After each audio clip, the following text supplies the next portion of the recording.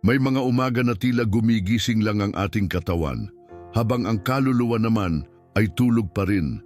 At marahil, ngayon ay isa sa mga araw na iyon.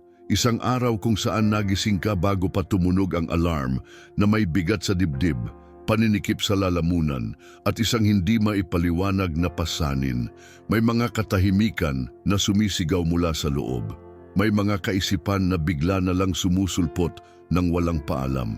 May pagod na hindi kayang lunasan ng simpleng tulog, ngunit gayon paman, narito ka pa rin, humihinga, naroroon, naghahanap ng higit pa sa nakasanayang gawain, higit pa sa simpleng pag-iral. Siguro'y hindi mo man lang alam kung paano ka napadpad sa video na ito, pero hindi ito nagkataon lang. Hindi ito dahil sa nakagawian, ito ay dahil sa isang panawagan na hindi naririnig ng tenga, ngunit nadarama sa pinakaloob ng iyong puso. Isang bulong mula sa kaluluwa, isang pangangailangan para sa ginhawa, aliw at patnubay. Dahil may mga araw na hindi naghihintay ang sakit. Hindi ito naghihintay ng oras, ng lakas o ng paliwanag, ngunit hindi rin naghihintay ang Diyos. Hindi siya nananatiling walang kibo habang ikaw ay nadudurog. Lumalapit siya, nakikita ka niya, tinatanggap ka niya kahit hindi mo kayang magsalita. Marahil ay nagising ka kaninang umaga, natuyo ang mga mata, ngunit puno ang puso ng mga luha na hindi na ibuhos. Marahil ay may mga sugat ka na matagal mo nang dinadala ng tahimik. Mga kirot na walang ibang nakakaunawa, mga laban na walang ibang nakakakita, mga emosyon na natutunan mong itago sa likod ng isang pilit na ngiti. Ngunit sa kabila ng lahat, alam ng Diyos ang lahat. Hindi lang niya alam, dinadama niya ito kasama mo. Dinadala niya ito kasama mo, at higit pa roon, binabago niya ito. Sinasabi sa Biblia sa awit 56:8, "Inilista mo ang bawat isa sa aking mga luha sa iyong aklat." Hindi lang ito isang poetikong paglalarawan. Ito ay isang walang hanggang katotohanan. Ang bawat luha na iyong inilabas ay tinipon.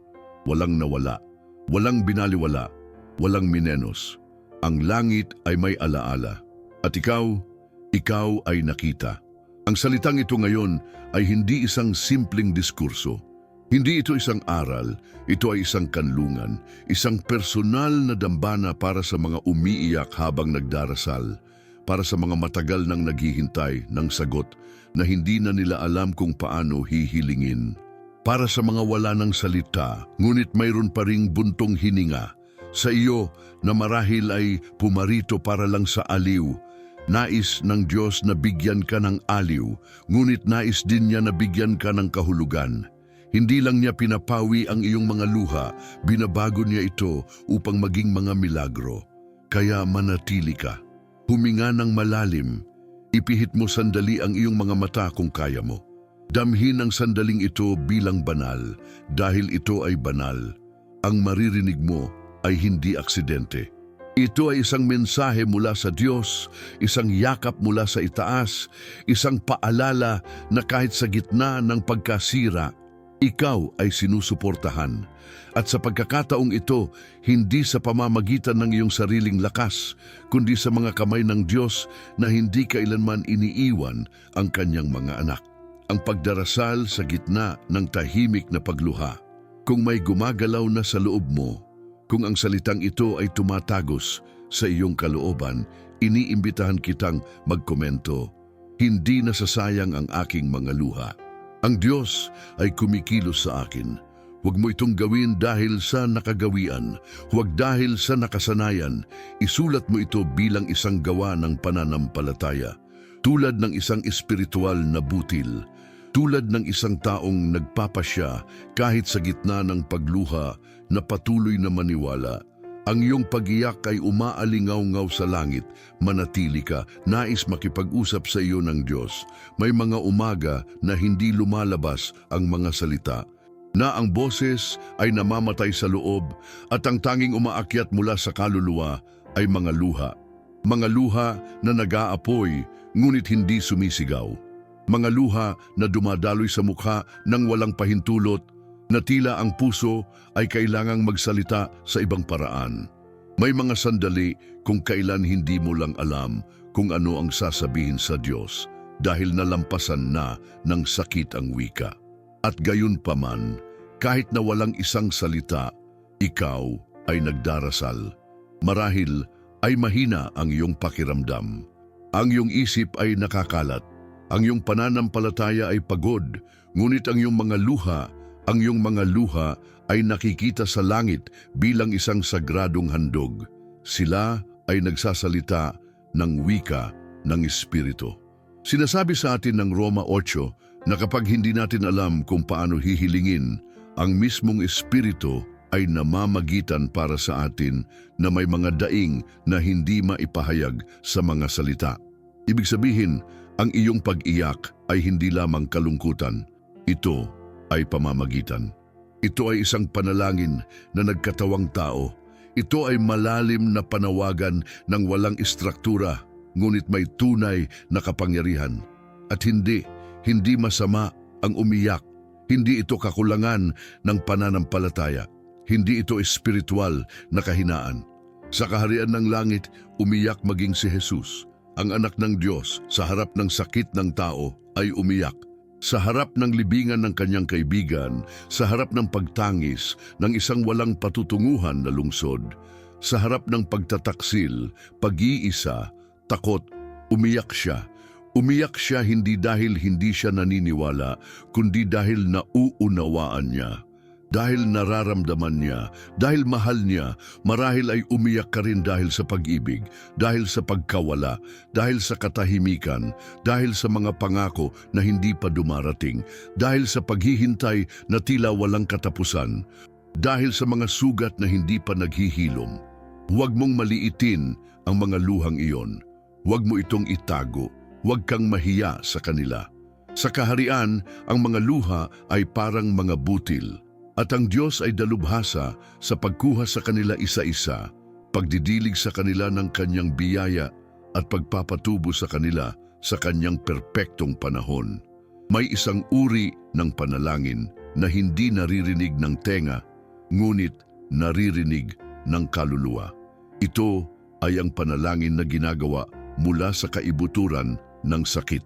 Mula sa kama sa madaling araw, mula sa banyo kung saan walang nakakakita, mula sa sulok na yon kung saan sa iyong mukha sa pagitan ng iyong mga kamay, inilalabas mo ang bigat na dinadala mo sa loob ng maraming araw, marahil sa loob ng maraming taon, at sa tahimik na sandaling iyon kung saan pakiramdam mo ay hindi mo na kaya, yumuyuko ang langit upang makinig sa iyo.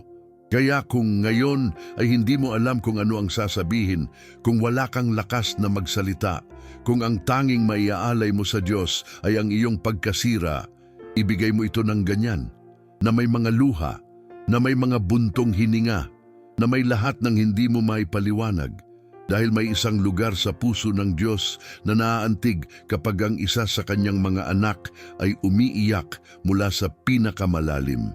At hindi lang siya nakikinig, sumasagot siya, kumikilos siya, nagbabago siya. Sabihin mo ito sa iyong puso, Panginoon, tanggapin mo ang aking mga luha bilang mga butil ng tahimik na pananampalataya. Dahil kahit walang salita, nagdarasal ka na. At sa langit, ang iyong panalangin ay itinatala na may pangalan, na may kasaysayan, na may layunin, ang lihim na dambana ng pagdurusa. May mga laban na ginaganap ng ganap na tahimik, mga panloob na digmaan na hindi nag-iiwan ng nakikitang marka, ngunit nagpapagod sa kaluluwa na may tindi na walang ibang nakakaunawa. May mga panalangin na hindi binibigkas ng malakas, ngunit sumisigaw sa loob na may pag-asa. Marahil ay naranasan mo na yon, hindi lang isang beses kundi maraming beses. Hindi sa loob ng linggo, kundi sa loob ng maraming taon. Umiyak ka ng lihim, humiling ka ng patago, naniwala ka sa gitna ng pagod, at kahit na tila walang nakakapansin, napapansin ka ng Diyos, ang madilim na silid, ang basang unan, ang walang tulog na madaling araw, ang nanginginig na mga kamay na kumakapit sa isang pangako na hindi pa natutupad, Ang lahat ng ito ay bahagi ng isang hindi nakikitang dambana na itinayo mo sa iyong sakit. Isang pribadong lugar kung saan ang tanging umiiral ay ikaw, ang iyong pag-iyak at ang Diyos. At doon mismo, nagpapakita siya sa mga paraan na hindi mo laging nakikita agad, ngunit kumikilos na. Nagturo si Jesus na kapag ikaw ay nagdarasal, pumasok ka sa iyong silid, isara ang pinto at kausapin ang iyong ama na nakikita sa lihim, at iyon ang susi. Nakikita niya sa lihim, nakikita niya ang ginagawa mo kapag walang nakatingin sa iyo. Nakikinig siya sa sinasabi mo kapag wala nang manonood. Kinokolekta niya ang bawat luha na inilalabas mo nang walang saksi. At ang ginagawa mo sa lihim, kanyang gagantimpalaan ng nakikita. May isang makapangyarihang pangako sa awit 126:12. Ang mga naghahasik na may luha ay mag-aani na may kagalakan.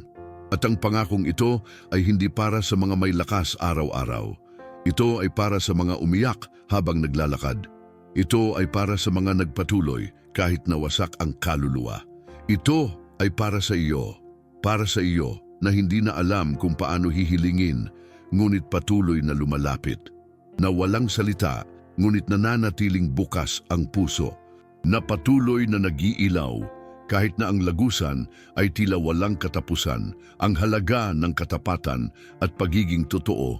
Pinararangalan ng Diyos ang pag-iyak na hindi naghahanap ng atensyon.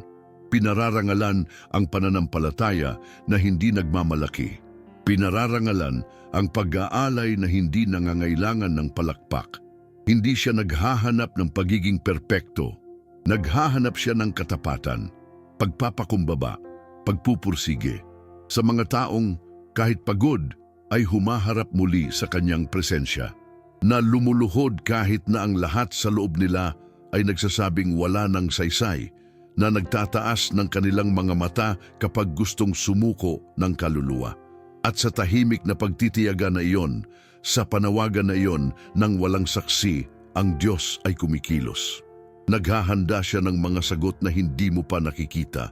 Inaayos niya ang mga landas na hindi mo pa nauunawaan.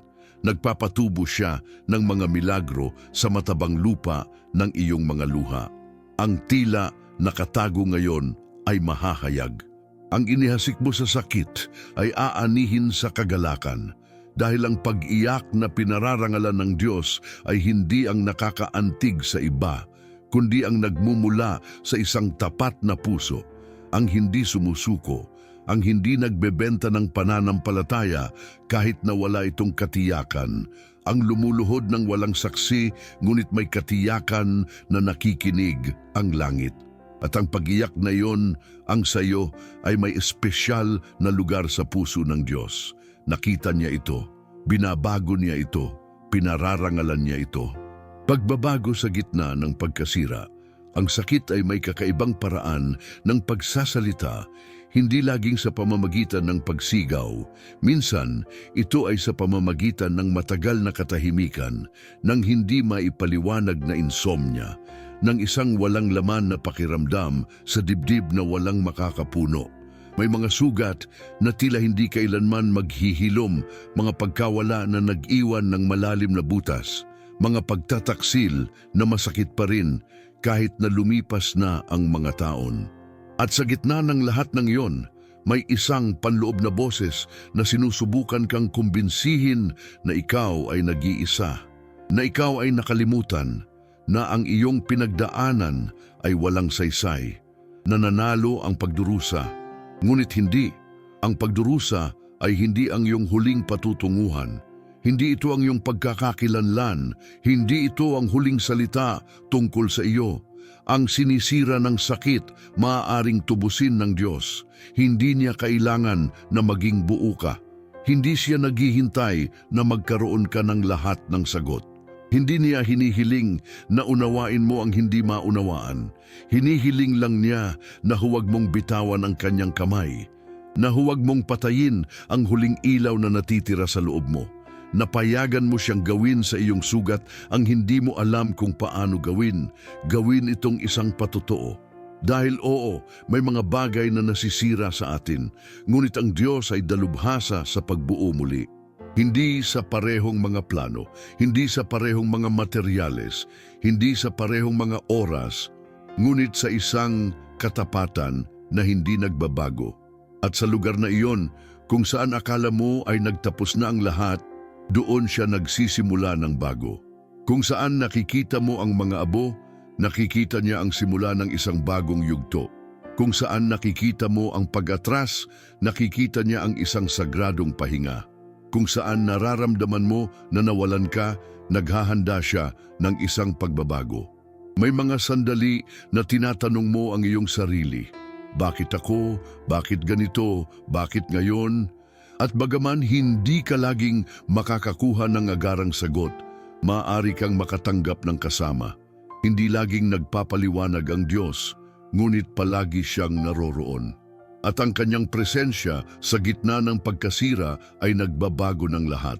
Hindi niya inaalis ang sakit na parang isang magic, ngunit binibigyan niya ito ng layunin. Binibigyan niya ito ng kahulugan.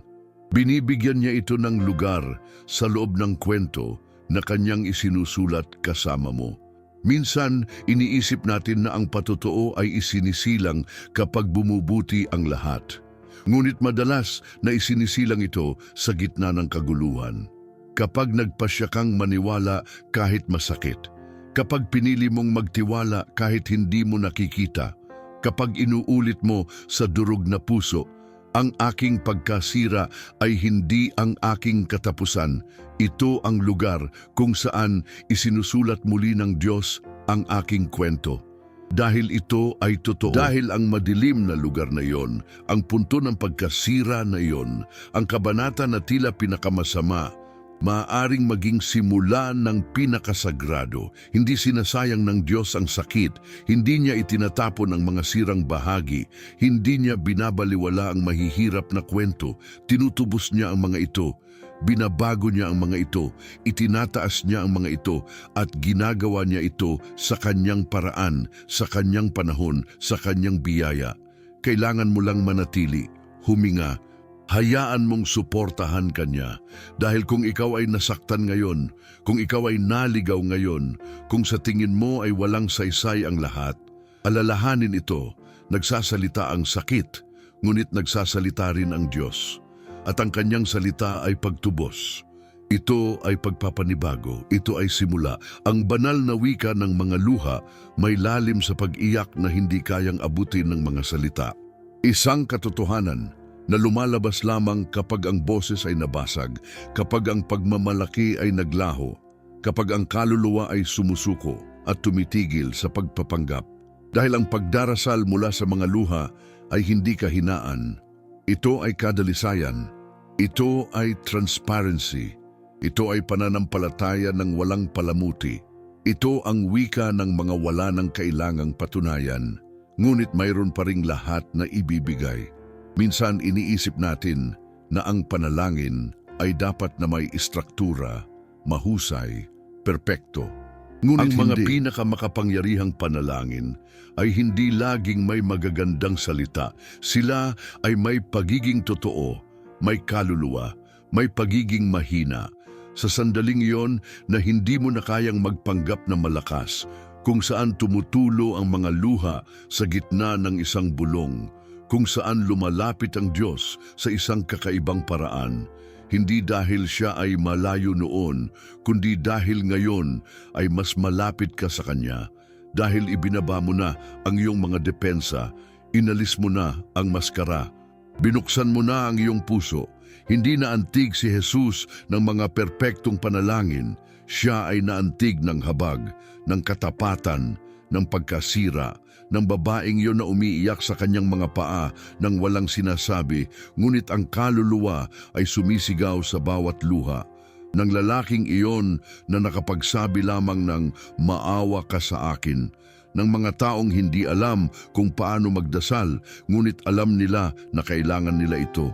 Kapag nagdarasal ka ng umiiyak, hindi ka nagpapakita ng kahinaan. Ibinubunyag mo ang iyong pagkatao. Sinasabi mo, wala na akong lakas, ngunit mayroon pa akong pag-asa. Sinasabi mo, wala akong mga sagot, ngunit mayroon akong isang pagsusumamo.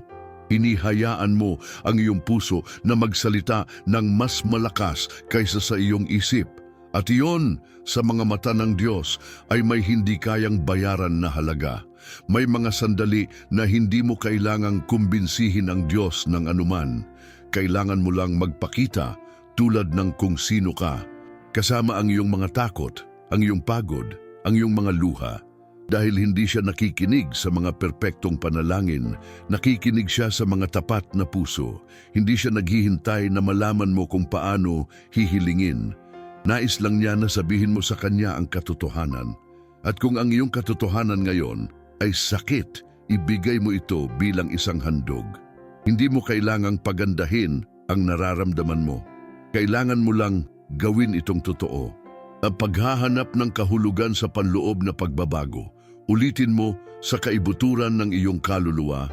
Mahal na Diyos, kahit hindi ko maintindihan, narito ako, makinig sa aking kaluluwa. Dahil minsan iyon ang pinakamakapangyarihang panalangin sa lahat. Hindi ang pinakamahaba, hindi ang pinakamahusay na ginawa, kundi ang pinakatapat. Ang lumalabas kapag hindi mo na kaya, ngunit nagpapakita ka pa rin. Ang isinisilang mula sa pag-iyak, ngunit nagdadala sa mga patak nito ng butil ng isang bagong pag-asa. At ang panalangin iyon, ang ginagawa mo ngayon ng walang salita ay tinatanggap, hinahawakan ang puso ng Diyos, pinapagalaw ang langit. Dahil ang wika ng mga luha ay hindi nangangailangan ng pagsasalin, nangangailangan lang ito ng pagsuko. At ikaw, sa iyong pag-iyak ay nagdarasal na may pinakadalisay na katapatan na umiiral. At iyon ay nagbabago, iyon ay nagpapagaling, iyon ay nagbubukas ng mga hindi nakikitang landas. Iyon ay nakakaantig sa puso ng Ama. Sanay na tayo sa paghihintay ng mga milagro bilang nakikita mabilis at kahangahangang mga sagot. Inaasahan natin na lahat ay maaayos agad-agad, na mawawala ang sakit, mabubura ang utang, matutunaw ang away. At oo, kaya ng Diyos gawin ang lahat ng iyon. Ngunit madalas, ang milagro ay hindi dumarating tulad ng iniisip natin. Dumarating ito bilang panloob na pagbabago. Dumarating ito bilang kapayapaan sa gitna ng kaguluhan. Dumarating ito bilang kaliwanagan sa gitna ng kalituhan. Dumarating ito bilang lakas kung saan mayroon lang pagod. Minsan nagdarasal tayo para sa pagbabago sa labas at nagsisimulang baguhin ng Diyos ang isang bagay sa loob natin. Binabago niya ang ating pananaw. Binabago niya ang ating mga prioridad. Binabago niya ang ating paraan ng pagtingin sa buhay, sa sakit, sa panahon, sa pag-ibig. Dahil hindi niya laging pinapawi agad ang bagyo, ngunit kaya niyang pakalmahin ang puso na dumaraan dito. At iyon, kahit hindi iyon ang hiningi mo, madalas na iyon ang pinakakailangan mo. Ang tunay na milagro ay maaaring matutunan na magtiwala kapag ang lahat ay walang katiyakan. Maaari itong maging muling pagdamdam ng pasasalamat pagkatapos ng madilim na panahon. Maaari itong maging pagdanas ng kapatawaran kung saan mayroon lang galit noon. Maaari itong maging pagbawi ng pananampalataya kung saan nanirahan na ang pagbibitiw. Ang milagro ay hindi laging nakikita sa kalendaryo, ngunit nadarama ito sa kaluluwa. At minsan, ang ganitong uri ng milagro ay mas makapangyarihan pa. Hindi sumasagot ang Diyos tulad ng isang automatikong server na sumusunod sa ating mga gusto. Siya ay sumasagot bilang isang ama. At ang isang mapagmahal na ama ay hindi nagbibigay ng lahat ng hinihiling ng kanyang mga anak. Binibigay niya ang kailangan ng kanyang mga anak. Minsan kasama dito ang mga katahimikan na nagtuturo, mga paghihintay na nagpapatanda, mga proseso na nagpapakintab. Minsan, ang milagro ay kahit na pareho pa rin ang lahat sa labas, hindi ka na pareho sa loob. Ang iyong kaluluwa ay naging mas malakas. Ang iyong espiritu ay naging mas sensitibo. Ang iyong puso ay naging mas matalino. At yun ay sagot din. Hindi sinusukat ng langit ang mga milagro sa laki, kundi sa walang hanggang epekto. Kaya kung ngayon ay naghihintay ka ng isang senyales, isang solusyon, isang panlabas na pagbabago, marahil nais ng Diyos na kumilos muna sa iyong kalooban. Marahil ang kanyang prioridad ay hindi bigyan ka ng mabilis na daan palabas, kundi bumuo sa iyo ng isang matatag na karakter. Marahil ay hindi siya dumating upang ayusin ang sa tingin mo ay kagyat dahil abala siya sa pagpapagaling sa hindi mo alam na sira na. At iyan ay hindi pagkawala. Ito ay pag-ibig. Ito ay layunin.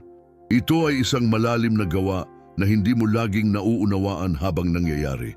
Ngunit isang araw ay lilingon ka at malalaman mo, ito ay isang milagro. Marahil hindi ito ang hiningi ko, ngunit ito ang eksaktong kailangan ko. Gawin ang katotohanan ito na iyong panalangin ngayon. Ngayon ay hindi ako naghahanap ng mga senyales, naghahanap ako ng iyong presensya. Dahil kapag hinahanap mo ang kanyang presensya higit sa kanyang interbensyon, nabubuhay ka na sa isang milagro. Dahil kapag nakahanap ng kapahingahan ang iyong kaluluwa sa gitna ng kawalan ng katiyakan, binabago na ito. At dahil kapag nananatili ang iyong pananampalataya, kahit na hindi mo pa nakikita ang resulta, nagsimula na ang milagro sa loob mo. Kung saan ito ang pinakamahalaga, ang pag-aani ng kagalakan mula sa mga luha. May mga sandali na nararamdaman mo na ang lahat ng iyong pinagdaanan, lahat ng iyong nawala, lahat ng iyong tiniis ay walang saysay. Na tila ang sakit ay naipon sa iyong kalooban ng walang layunin. Na tila ang iyong mga luha ay walang epekto sa langit, walang boses sa panalangin at walang bunga sa buhay.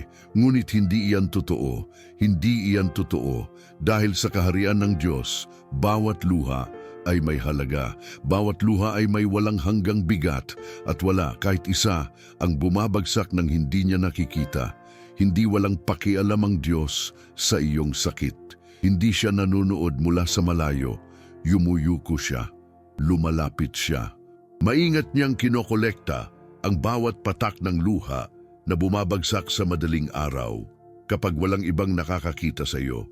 Sinasabi sa Isaiah 25:8 na papawiin niya ang mga luha sa lahat ng mukha. Hindi lang ang ilan, hindi lang ang pinakamatindi, hindi ang mga naunawaan ng iba, lahat. Maging ang mga iyak mo nang hindi mo naiintindihan kung bakit. Maging ang mga nilunok mo ng tahimik para hindi mag-alala ang iba. Maging ang mga nanatili sa loob dahil wala ka ng lakas na umiyak. Alam ng Diyos ang wika ng sugatang kaluluwa. At bagaman para sa mundo ay tila maliliit na bagay lang, para sa Kanya ay mga panalangin ng walang salita. Ang bawat luha ay buhay na alaala ng iyong proseso, ng iyong patuloy na pananampalataya, ng iyong pang-araw-araw na pakikibaka. At hindi niya itinatapon ang mga ito, binabago niya ang mga ito. Binabanal niya ang mga ito. Ginagamit niya ang mga ito bilang bahagi ng patotoo na hindi mo pa nakikita ng buo. Dahil walang saysay sa lahat ng pinagdaanan mo, walang nawala, walang binaliwala. Marahil ay nararamdaman mo na matagal ka nang naghihintay, na matagal ka nang naniniwala, nang hindi nakikita ang mga resulta, na nagtiwala ka na hanggang sa pagod. Ngunit sa pagod na iyon, mayroon ding pag-asa dahil kung narito ka pa, dahil may isang bagay sa iyo na patuloy na naniniwala, kahit na maliit, kahit na nasaktan, kahit na wala ng salita, ngunit may mga luha. At iyon ay gumagalaw sa puso ng Diyos.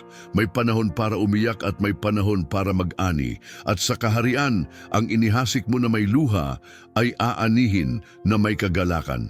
Hindi sa panahon ng tao, hindi ayon sa kalendaryo, kundi may walang hanggang katapatan. Dahil ang sakit na tila ba walang bunga ngayon ay magbubunga bukas. Ang katahimikan na mabigat ngayon ay malapit ng maging kanta. Ang gabi na tila hindi magtatapos ay dadaigin ng liwanag ng isang bagong araw. Gawin ang pangakong ito na iyong panawagan. Panginoon, baguhin mo ang aking sakit sa layunin. Huwag mong hayaan na masayang ang luha na ito. Dahil kapag ibinigay mo ang iyong sakit ng may katapatan, may pagpapakumbaba, may pag-asa, naghahasik ka sa banal na lupa. Hinihayaan mo ang Diyos na kumilos ng malaya sa pinakamalalim na bahagi ng iyong pagkatao. At nagtitiwala ka na gagawin niya sa iyong mga luha ang hindi mo kaya. Gawin itong isang pagpapala. Ang pag-iyak ay maaring tumagal ng isang gabi, ngunit ang kagalakan ay dumarating sa umaga. At ang umagang iyon, mas malapit kaysa sa iniisip mo. Kahit hindi mo pa nakikita, ito ay nasa daan na. Dahil hindi nakakalimutan ng Diyos, hindi siya nagtatagal. Walang sinasayang ang Diyos, lalo na ang iyong mga luha. Nakarating ka rito na bukas ang kaluluwa, nakalantad ang puso, na may mga emosyon na pumipintig pa rin sa loob. At iyon ay isang gawa na ng pananampalataya. Isa na itong panalangin. Isa na itong pakikisama sa Diyos. Dahil bawat minuto na ginugol mo sa pakikinig, bawat pag-iisip na na-activate, bawat luha na marahil ay tahimik na tumulo, ay nakolekta. Hindi lang ito isang video, ito ay isang dambana, ito ay isang pagtatagpo, ito ay isang sagradong paalala na ang iyong pag-iyak ay hindi nakikita, hindi walang saysay, hindi binaliwala. Minsan naniniwala tayo na kailangan nating magpakita ng lakas sa lahat ng oras. Na kailangan nating bumangon ng mabilis, ayusin ang lahat, unawain ang lahat. Ngunit may mga sandali tulad nito kung saan ang pinaka-espiritual na magagawa mo ay huminto, huminga, damhin, kilalanin, umiyak. Dahil kailangan ding pakinggan ang kaluluwa. At sa sandaling ito, napakinggan ito, hindi sa pamamagitan ng salita ng tao, kundi sa pamamagitan ng banayad na boses ng Diyos na hindi napapagod sa paglapit, na hindi lumalayo sa mga wasak, na hindi natatakot sa iyong mga emosyon o nawawalan ng pasensya sa iyong proseso. Kasama mo siya sa lahat ng oras, sa pagkawala, sa katahimikan, sa paghihintay, sa takot, at patuloy siyang magiging kasama mo. Ngunit ngayon na may kakaibang bagay, na may gising na kamalayan, na may mas maingat na puso, na may mas bukas na espiritu, dahil hindi ka na nag-iisa sa paglalakad, hindi ka na umiiyak ng mag-isa, hindi ka na nagdarasal sa dilim nang hindi alam kung may nakikinig. Ngayon alam mo na ang iyong pag-iyak ay mayroong eko sa langit, ang iyong kaluluwa ay may sagot, ang iyong kwento ay may kahulugan, at ang iyong buhay ay may layunin. Ang pangako ng milagro na nasa iyo, huwag kang maghanap ng agarang katiyakan. Maghanap ka ng presensya, huwag maghintay ng perpektong paliwanag. Maghintay ka ng patnubay. Huwag mong kailanganin na marisolba ang lahat para makapagpahinga. Magpahinga ka dahil alam mo kung kanino ka nagtitiwala. At kung may mga luha pa rin na hindi pa naibubuhos, kung may mga bahagi pa rin sa iyo na masakit, okay lang iyan. Huwag mong bilisan ang proseso. Huwag mong pabilisin ang pinapagaling ng Diyos ng may kahinahunan. Manatili ka lang. Hayaan mo lang. Lumikha ka lang ng espasyo para patuloy siyang kumilos. At kapag lumabas ka mula sa banal na sandaling ito, gawin mo ito na may katiyakan na nakasulat sa kaluluwa. Hindi nasasayang ang aking mga luha. Ang Diyos ay kumikilos sa akin. Huwag mo itong ulitin bilang isang formula, kundi bilang isang personal na pahayag, tulad ng isang taong naantig ng isang katotohanan na hindi na niya makakalimutan. Dahil kapag natuklasan mo na maging ang iyong sakit ay may layunin, nagbabago ang lahat. Ang lahat ay nagiging mas magaan, mas madaling dalhin, mas banal. Dito nagtatapos ang panalangin na ito, ngunit hindi ang iyong proseso, hindi ang iyong pananampalataya, hindi ang iyong kwento. Ang nagsimula sa mga luha, tatapusin ng Diyos sa tagumpay, dahil iyan ang kanyang estilo, dahil iyan ang kanyang pag-ibig, dahil iyan ang kanyang walang hanggang pangako sa iyo. Hindi nag-iisa ang iyong kaluluwa, hindi nawawala ang iyong kwento, Hindi na sayang ang iyong panawagan at tulad ng bawat luha na binilang, gayon din ang bawat tawa na darating dahil ang Diyos ay tapat at siya ay kumikilos kahit ngayon, kahit dito, kahit sa iyo.